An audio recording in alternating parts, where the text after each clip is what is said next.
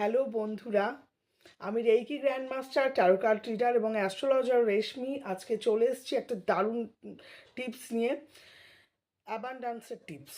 তো কথা না বাড়িয়ে আমি ফটাফট পুরো প্রসিডিওরটা বলছি।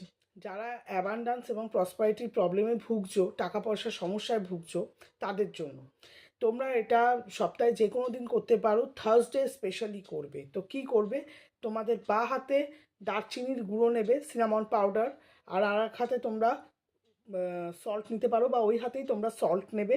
তার মধ্যে একটা 1 টাকা বা 2 টাকা 5 টাকার কয়েন নেবে, নিয়ে পুরো ব্যাপারটাকে এভাবে রাব করবে, করে একটা পাত্র রাখবে কলের তলায় এবং রেখে ওটাকে ধোবে।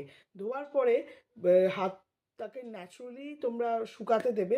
আর যে জলটা আছে, ওই জলটাকে বাড়ির বাইরে, গেটের বাইরে কোনো গাছের গোড়ায় দিয়ে দেবে, ঠিক আছে?